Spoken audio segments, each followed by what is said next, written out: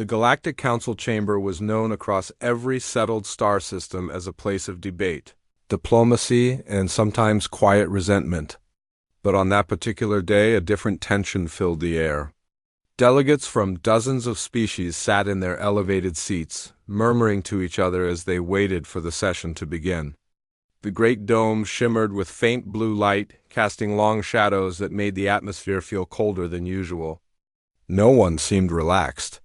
Everyone knew why they were there. Humans. For years, humans had become a powerful and unpredictable presence in the galaxy.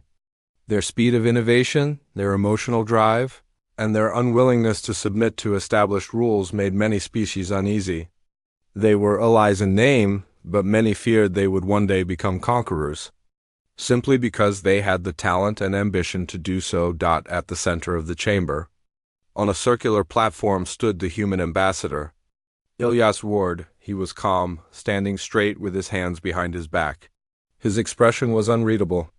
It was impossible to tell if he was nervous, offended, or simply waiting for the inevitable arguments to start. Many species found humans difficult to read, and Ilyas was no different. When the supreme moderator finally called the meeting to order, a heavy silence spread through the hall. The first speaker, a tall and thin representative of the Quaric Dominion, rose slowly. His voice echoed sharply through the dome. "The matter before us concerns the human species and their unchecked unpredictability," he began. "They innovate faster than any regulated system can track. They expand without caution. They form alliances, break them, then form new ones with even greater speed. This cannot continue."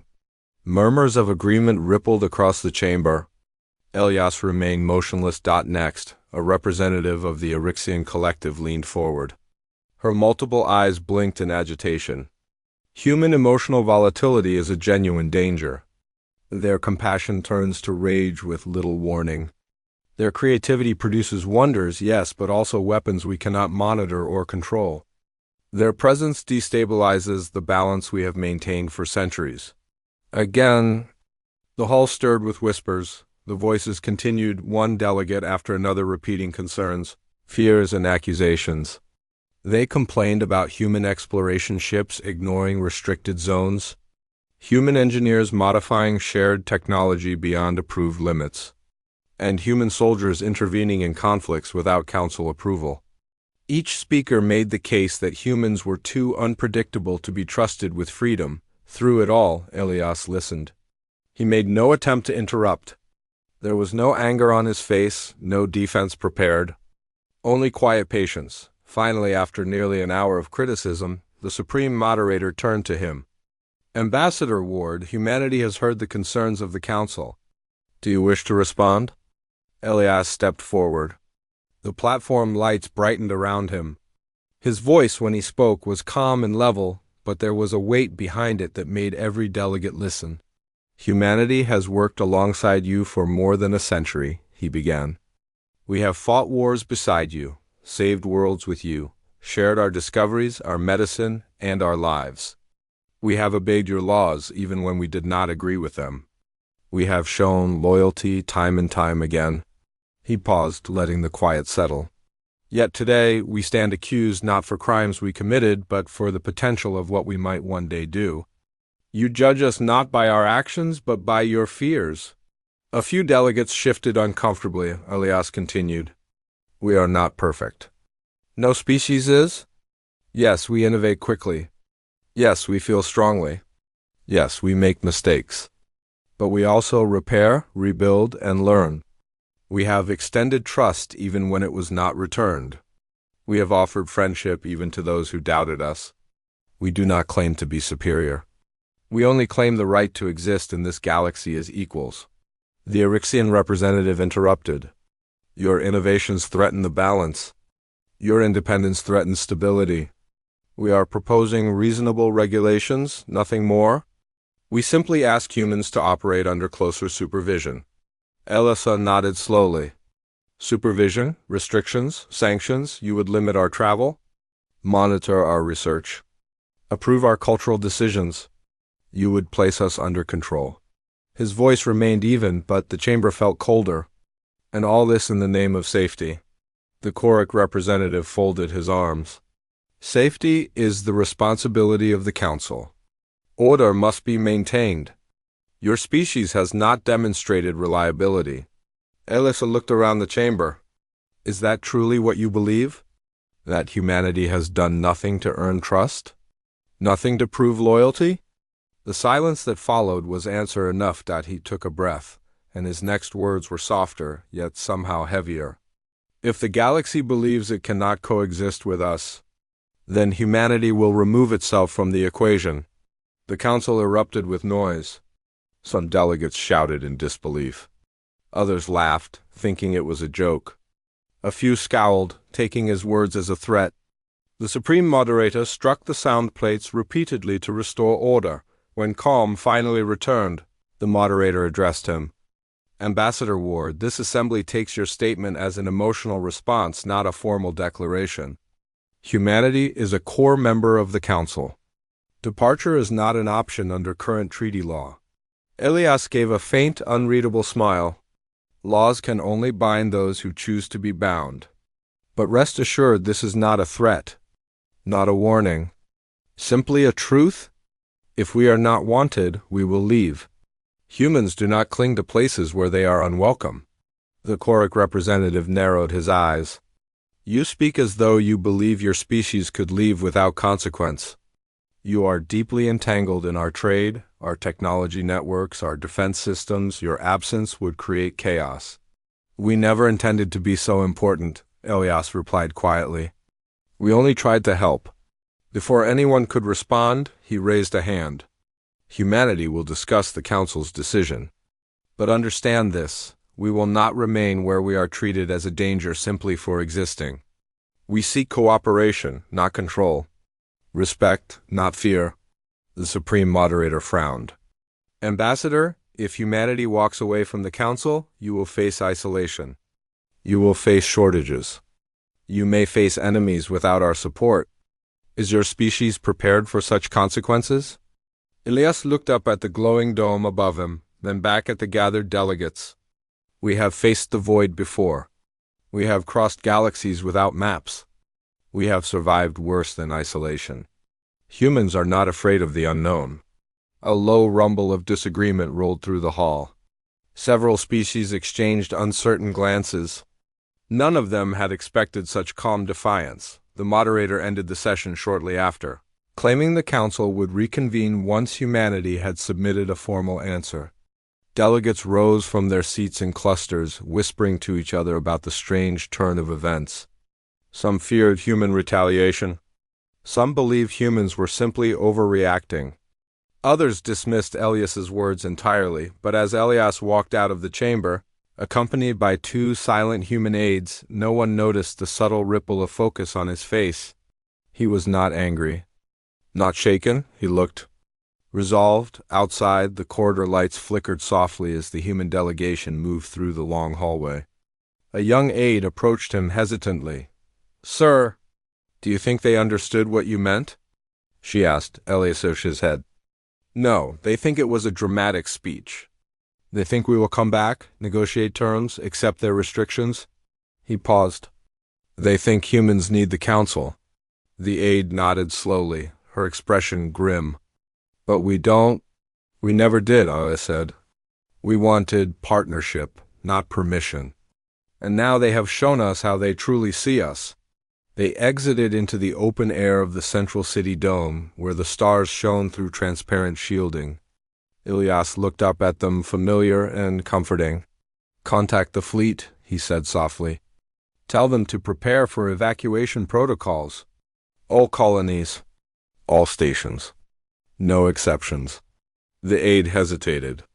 This is a major decision. The Council will panic. They may even try to stop us. Elias closed his eyes for a moment, then opened them again with a calm resolve. Humanity came into this galaxy quietly. We built, we helped, we hoped. But if we must leave, we will leave the same way. He began walking toward the shuttle docks, in silence.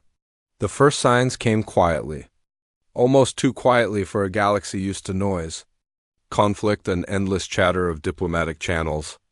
48 hours after Elias Ward left the council chamber, human activity across the galactic network began to slow. It was subtle at first: delayed responses from human diplomats, reduced communication from human-run stations, and minor shutdowns of shared research labs where humans had been leading projects. Most species ignored it or assumed it was part of internal human politics, but then the silence grew on the second day. Entire human departments across Council worlds stopped reporting for duty. Human engineers did not show up at reactor sites. Human medics did not check in at the interspecies hospitals they had helped build. Human peacekeepers, who usually patrolled mixed population districts, withdrew to their own quarters. No explanations. No complaints. No warnings. At first, local administrators tried contacting human supervisors, but messages were met with polite delays. Some were not answered at all. By the third day, it became impossible to ignore. Council monitoring satellites detected thousands of human ships lifting off from planetary surfaces and orbital docks. Passenger transports, research vessels, mining haulers, medical fleets, everything that bore the human insignia activated almost simultaneously. They formed precise formations and began moving toward outer trade routes. The Galactic Council scrambled to respond. A special emergency session was called. Lights flashed. Alarms sounded. But even before the delegates gathered, the situation had already grown beyond their control on Callion Prime, one of the largest council planets with a heavy human population. Entire districts went dark. Humans evacuated quietly, leaving behind functioning buildings, cleaned homes, stocked supply rooms, and not a single sign of disorder. It was as if they had simply stepped out for a walk, except every one of them was gone. Alien residents wandered through the empty human quarter, calling out for neighbors who no longer answered. Many felt uneasy. Humans were known for noise, activity, and movement. To see their homes silent was more unnerving than seeing them angry. On the mining world of Dasterin, a group of Erixian officials discovered that the massive fusion core, which had always required human oversight, was powered down safely, all records neatly archived, and every tool returned to its place. A small datapad sat on the main console with a single message: "Thank you for working with us. We leave you everything we can. Take care." Some workers stared at the message in disbelief. Others felt a strange sadness. Humans had been unpredictable, yes, but they had also been friendly, helpful, and strangely inspiring. Back on Council Central, delegates poured into the chamber. Voices rose in panic and confusion as they tried to understand what was happening. Why are they leaving? Did they declare war? Is this a coordinated attack? Are we under threat? The Supreme Moderator barely managed to call the room to order. We must gather information before making assumptions. Humans have not issued any hostile statements. They appear to be withdrawing peacefully. But peaceful withdrawals did not involve the scale they were seeing on the giant screens above the chamber. Surveillance footage showed dozens of human megaships emerging from hyperspace lanes. These were not warships, but colony carriers, massive vessels capable of transporting millions. They aligned themselves with an efficiency that made the chamber uneasy. Do they intend to relocate entirely? A delegate asked, disbelief in his voice. No one answered, while the council argued. Humanity continued moving on hundreds of worlds. The same pattern repeated: reactors shut down safely. Medical nanet systems deactivated cleanly. Communication relays wiped of shared data but left in perfect working condition. And human settlements closed with calm precision. Humans took nothing that belonged to others and left nothing broken. But what they did take was themselves. By the end of the fourth day, 90% of known human populations had vanished from council space. Their ships traveled in complete silence, no broadcasts, no status updates, not even emergency beacons. They followed routes that pointed not toward any known human colony, but toward the very edge of the galactic map, a place no civilization had charted. A place the council had never dared explore. The council called Elias Ward repeatedly. His channels remained open, but he did not answer. Instead, a simple automated message played: humanity is restructuring.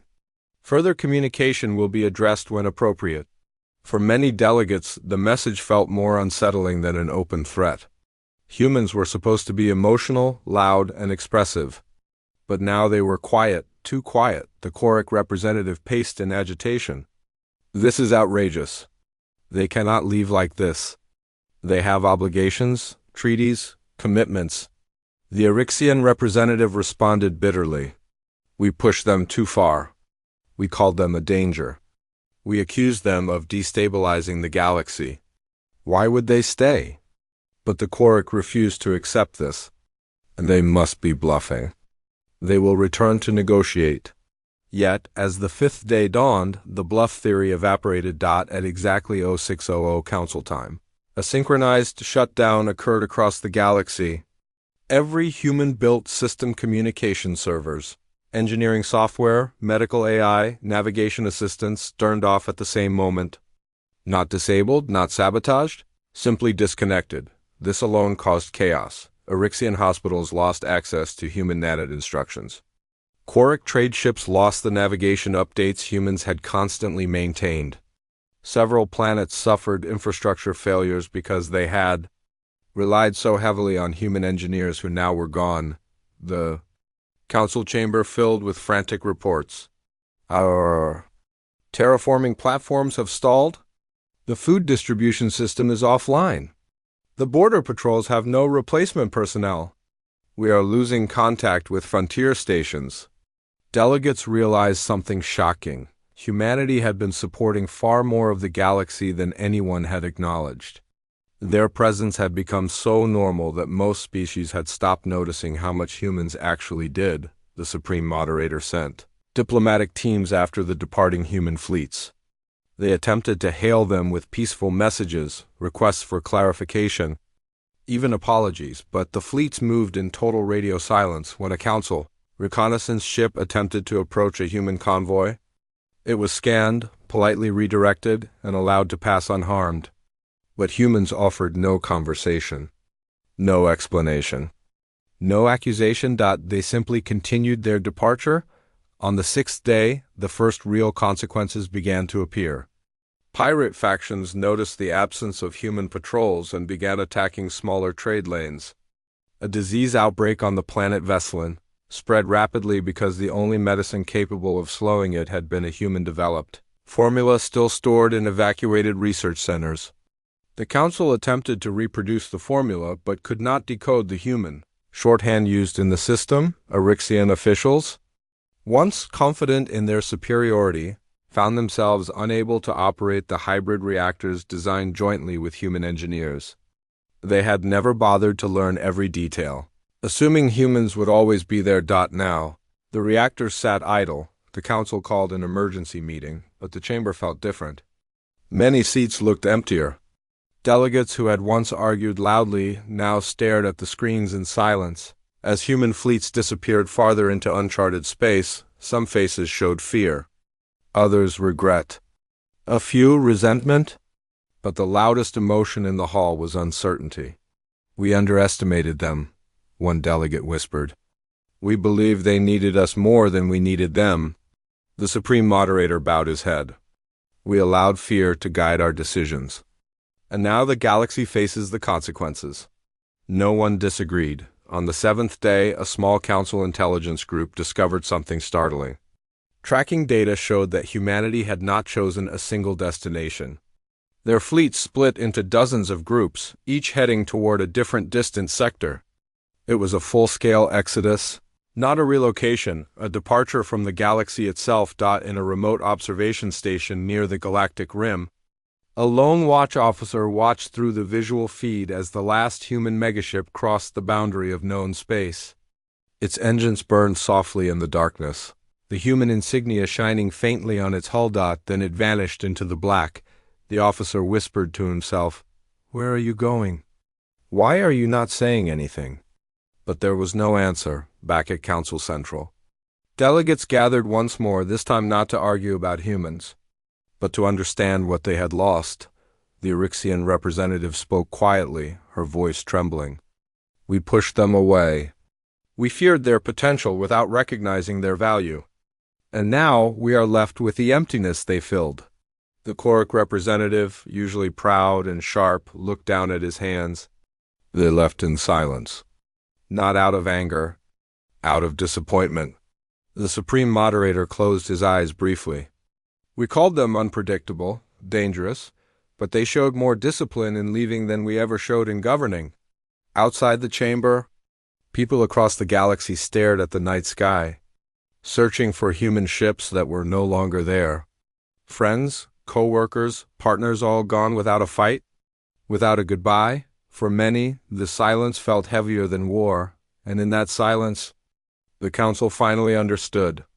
Something they had ignored for years: humanity had never been dangerous because of its strength. Humanity had been dangerous because the galaxy had taken their kindness for granted. Now, the consequences of that mistake were only beginning. The silence that followed humanity's departure did not fade with time.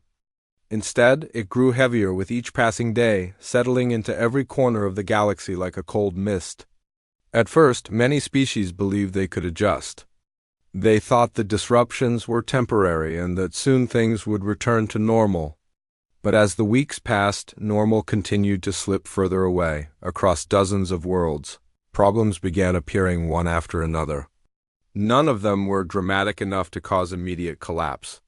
But together they formed a chain of small disasters that slowly squeezed the life out of everyday systems. On the world of Relivar, the planetary climate stabilizers malfunctioned. They were hybrid machines built jointly by humans and the reptilian Vicori species. Without human engineers to maintain the delicate control grids, the weather patterns spun out of order. Storms formed in places that had been calm for centuries, floods destroyed farming lands, and the Vicori struggled to repair machines they had relied on but never fully understood. In the Council's frontier territories, patrol routes once monitored by human peacekeepers now lay unprotected. Pirate bands and opportunistic smugglers sensed the weakness. They grew bolder, launching attacks on trading convoys and remote settlements.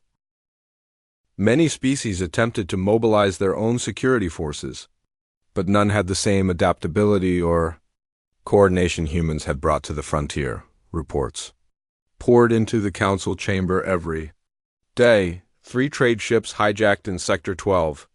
Our terraforming platform on Arvena has failed. We cannot decode the human algorithms controlling the water purification systems. Outer colonies have gone silent. We suspect raids. Some delegates blame the humans for leaving too suddenly. Others blame themselves for driving them away. The arguments grew bitter, and every meeting ended with more tension than the last. Meanwhile, ordinary citizens across the galaxy felt the absence even more strongly. Humans had been woven into everyday life. They taught in alien schools. They worked in hospitals.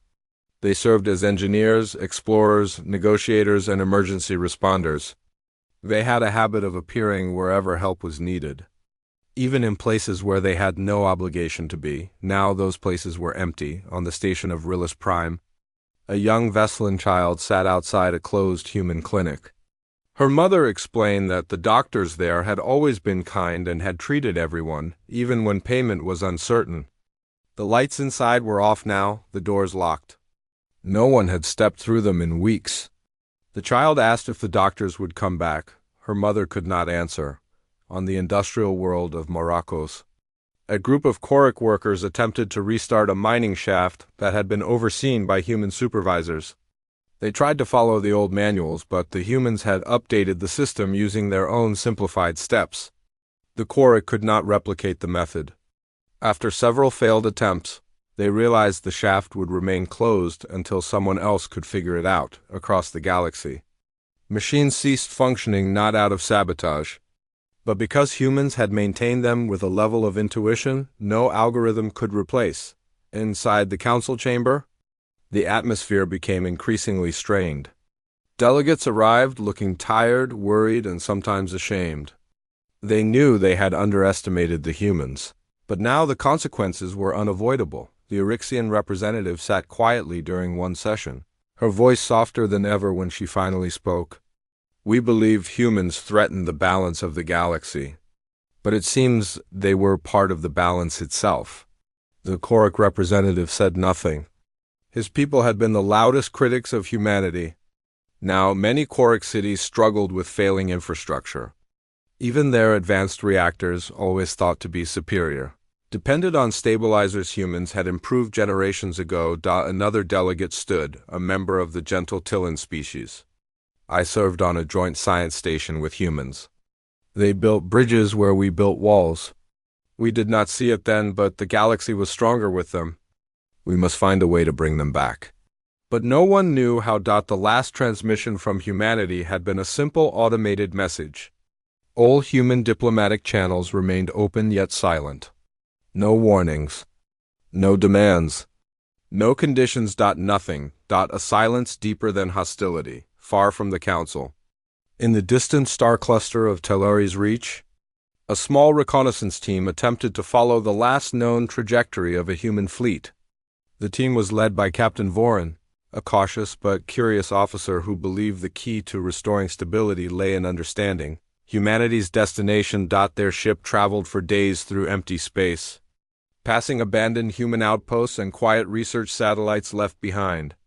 Everything the humans had constructed along the edges of the galaxy was in perfect condition. Lights off, systems shut down cleanly, data files erased of personal details but leaving behind technical information that other species could still use. It was as if the humans had prepared for their departure.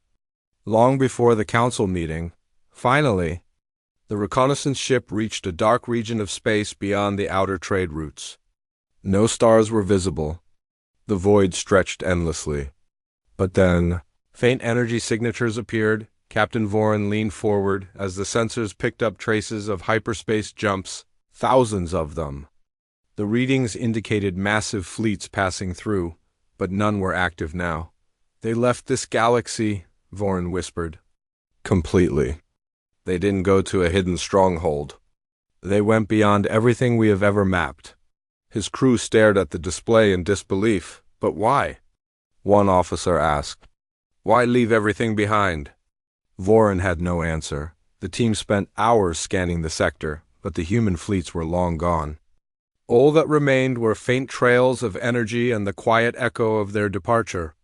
It was clear they had taken every man, woman, and child willing to go.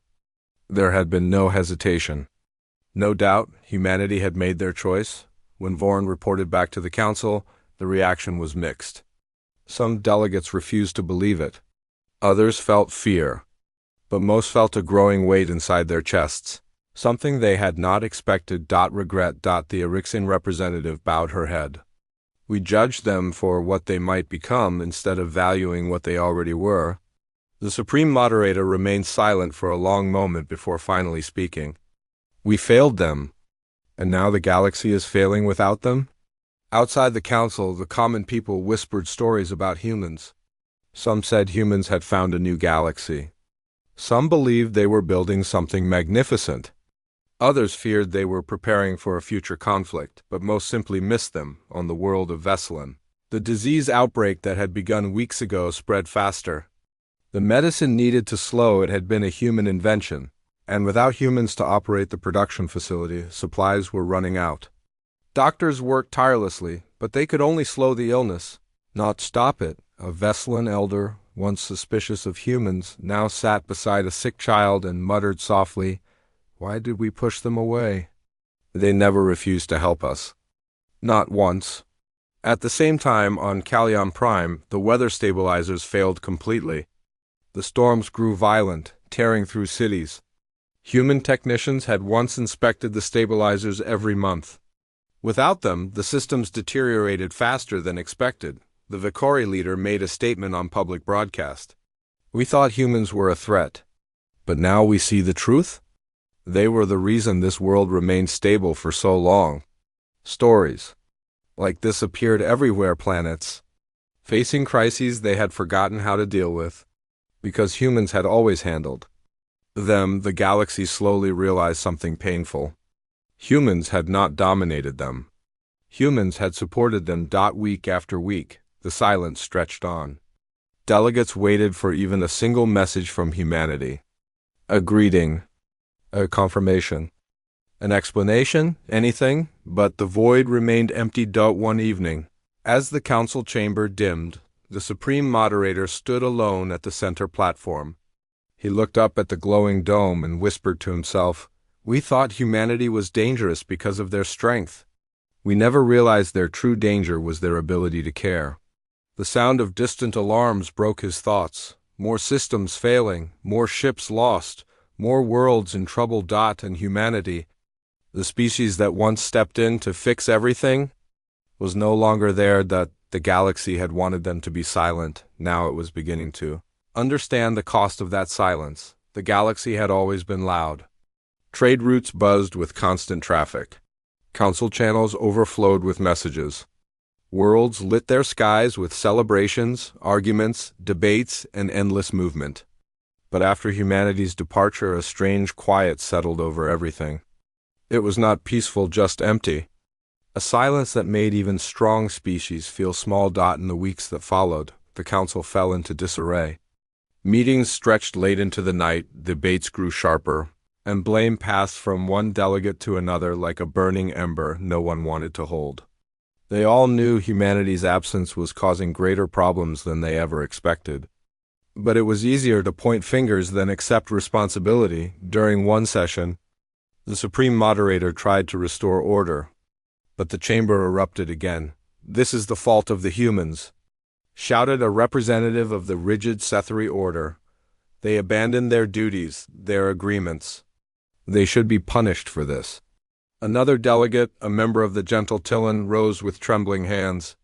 "How can we punish those who are no longer here? And why should we? They left because we pushed them. We treated them like a threat. We gave them no choice." The Choric representative slammed his hand on the table. "We gave them structure, rules, we expected cooperation, but they refused to be controlled. We only wanted predictability." The Erixian representative hissed softly, her frustration clear. "Predictability? They saved us repeatedly. They solved crises we could not. They were not the danger we were with our fear." Arguments rose again, swirling in the hall like a storm. No one could reach agreement, because no one wanted to face the truth. They had misjudged humanity from the beginning while the council fought. The galaxy suffered. Pirates grew bolder, attacking outer colonies with terrifying efficiency. Without human peacekeepers and rapid response fleets, border worlds became easy targets. Refugees poured into central systems seeking protection, overwhelming support centers. Trade routes slowed, then stopped in some regions. Planets once full of life dimmed as systems failed. Across the Council's main communication hub, emergency messages streamed in. "Our food synthesizers are malfunctioning. Evacuation needed on Relivar. Unknown raiders approaching the Vesselin homeworld. We cannot stabilize the weather grids." The Supreme Moderator listened to each report, each one another reminder of the damage caused by their decision to mistrust humanity. Quiet regret became a weight that hung over every delegate. Meanwhile, outside the political halls, ordinary people began speaking more freely about humans. Stories spread of kindness, sacrifice, and help freely given. An Erixian merchant recalled a human engineer who had stayed awake for 2 days straight fixing a power grid. A Choric family remembered the human doctor who saved their newborn. A Tillan scientist described how humans shared breakthroughs without demanding a price. The more they remembered, the heavier the regret became. Some worlds even formed small volunteer groups that tried to fill the role humans once held. But they lacked the creativity, patience, and intuition that humans brought naturally. Machines built with human modifications refused to respond properly to alien hands. Systems broke faster than they could be repaired, but sorrow was giving way to something more dangerous. Fear. Many species feared the galaxy would collapse without humanity's stabilizing presence. Others feared the humans were preparing something in their absence, something powerful and unpredictable. Rumors spread of humans building new technology far beyond Council understanding. Some believed humans had found a new galaxy rich in resources, where they were constructing a civilization more advanced than anything before, Fear crept into the council chamber. Delegates whispered about possibilities, each one more alarming than the last. What if they return as conquerors? What if they discover something dangerous? What if they never return and we fall into chaos? The supreme moderator tried to calm the discussions. Speculation will not help us. We must find them. We must understand their intentions. This silence cannot continue. Thus, the Council approved a risky mission. A small Alliance fleet would venture into the dark regions beyond known space, following the faint trails left by human megaships. The fleet was composed of representatives from 5 species, all of whom once doubted humans but now desperately needed answers. Captain Voran, who had already led a reconnaissance attempt earlier, was placed in charge when the fleet launched. It moved quietly without the usual pride or ceremony. No one was certain what they hoped to find. Some feared they might run into a warning. Others prayed for even a single message. The journey through the outer darkness was long and unnerving. Sensors flickered. Gravitational waves hummed in strange patterns. Entire star systems appeared abandoned, as if the galaxy itself was growing hollow. The ships followed the remnants of energy signatures, faint echoes of humanity's departure. Along the way, they discovered human-built stations left on standby. These were not abandoned carelessly. They were deliberately arranged as if humanity was leaving breadcrumbs behind. But the stations were empty, clean, organized, untouched. They seemed to whisper, "We were here. Now we are not." The fleet continued deeper until the stars thinned and the void grew darker. Finally, a massive artificial structure appeared, a floating ring built from unknown alloys, glowing faintly with energy. It was clearly human-made, yet beyond anything the Council had ever seen. Voran stared at it in awe. This wasn't here before. Humans built this recently. And fast. The ships approached carefully, scanning for traps or warnings. But the ring responded gently, opening a single passage through its shimmering surface. A signal appeared on their screens, a simple message in human standard. "Not ready yet." The fleet froze. "Not ready yet? What does that mean?" One officer whispered. Voran studied the words, a chill running down his spine. "It means they are building something on the other side. Something they don't want us to see yet."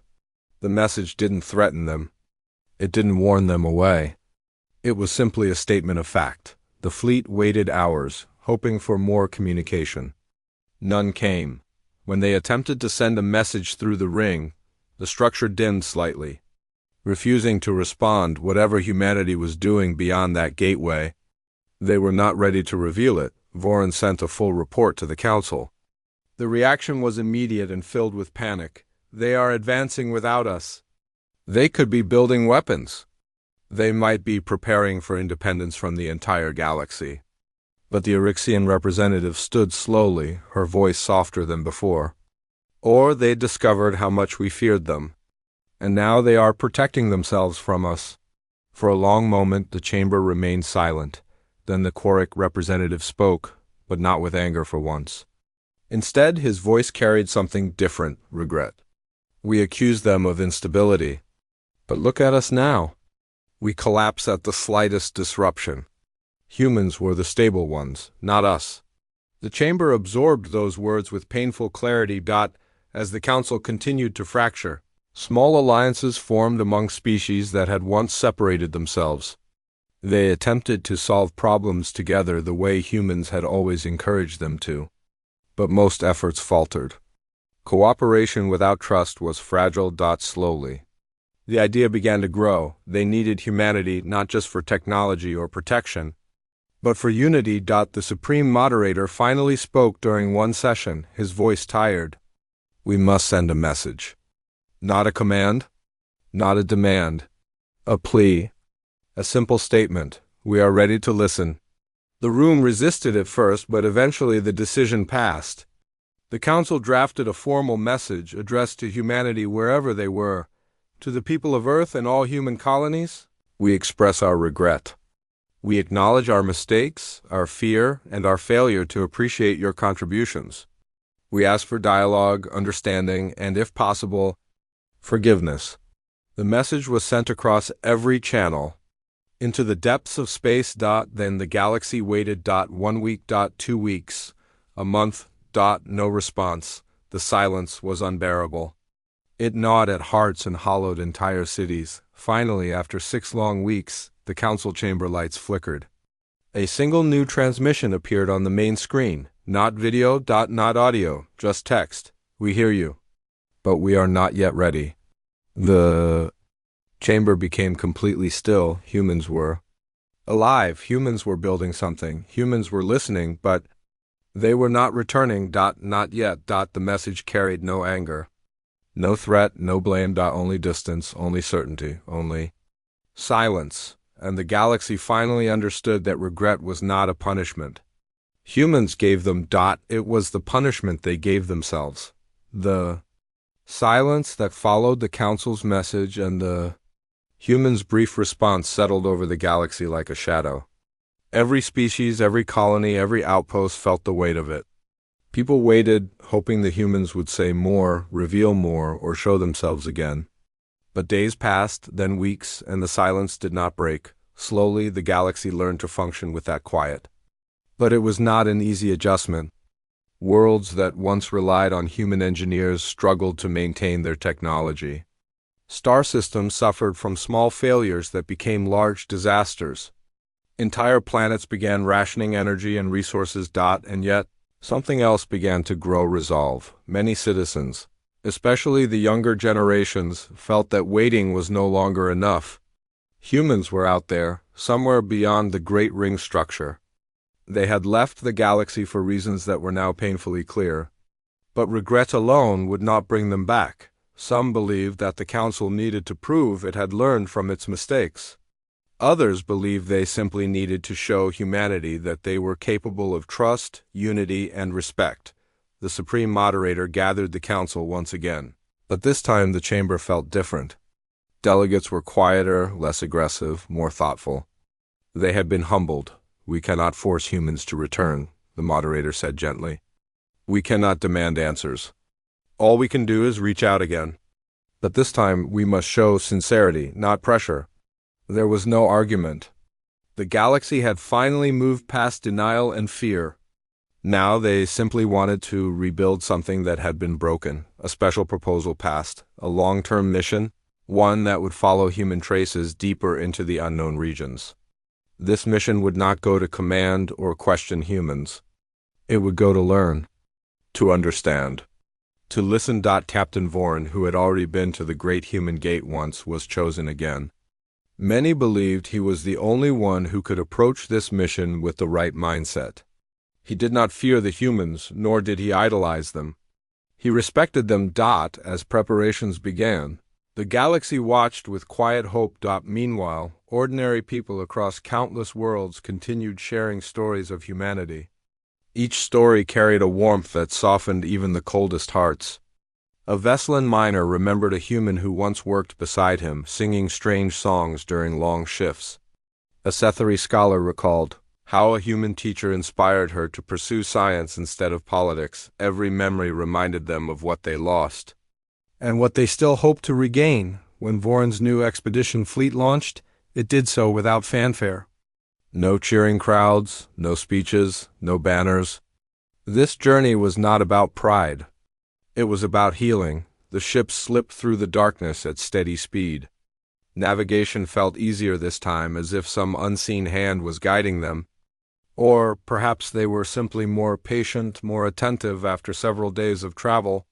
The fleet reached the Great Ring, the mysterious human structure that guarded their new frontier. It changed. The ring was brighter now, its alloy gleaming with energy that flowed like liquid light. Strange symbols crawled across its surface, shifting and rearranging themselves. The structure felt alive, as if it was growing. Vorn ordered his crew to maintain a respectful distance. Their scans showed enormous power readings, even higher than before. Then the ring responded. Unlike last time, it did not send a simple message. Instead, it projected a soft wave of blue light that washed across the fleet. It did not harm them. It felt almost warm. Then a new message appeared. You continue to watch.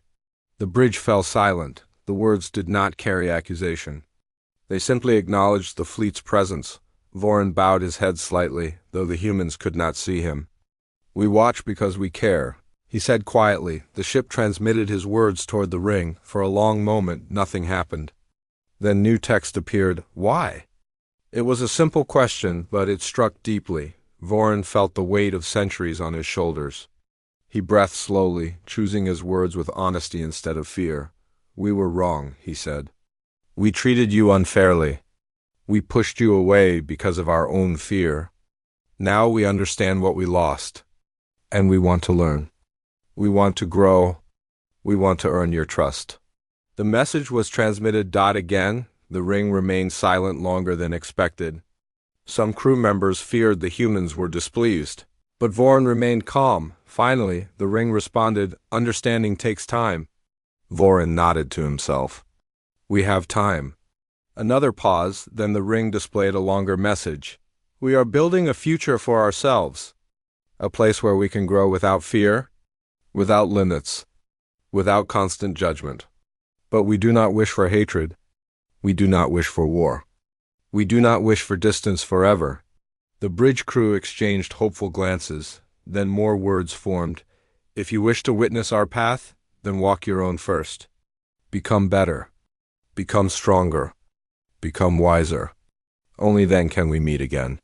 Voran felt something warm in his chest. Relief. This was not rejection. This was guidance. This was hope. He transmitted a final message. "We will try, truly." The ring pulsed once more, brighter than before. Then the text began to fade, before disappearing completely. A final line appeared. "We will call for you when the time is right." And then the light dimmed. Returning the structure to its silent watch, Voran ordered the fleet to return home. The journey back felt different. Their steps were lighter, their hearts steadier. They carried not answers but permission. Permission to hope. When they returned to the council, the report sparked emotional reactions across countless worlds. Humans did not hate them. Humans were not preparing for war. Humans were not lost forever. They were simply building their own future, waiting for the galaxy to grow into something worthy of trust. For the first time in a long while, a new feeling spread. Peace. The council created new programs focused on unity and cooperation. Species that once avoided each other now trained together, studied together, lived together. The galaxy slowly became the kind of place humans always hoped it would be. Years passed. Children grew up hearing stories of the Great Silence, but they also heard stories of the promise beyond the ring. They did not fear humans. They admired them. They wanted to meet them someday. And across the galaxy, people worked hard not to impress humanity, but to deserve the chance to stand beside them again. One quiet night, as the council world rotated under a peaceful sky, a small, faint blue light appeared above the horizon. It flickered. Once. Twice. Then disappeared. Many did not see it, but those who did felt a certainty deep inside. The humans had not forgotten them. And someday, when the time was right, the silence would end.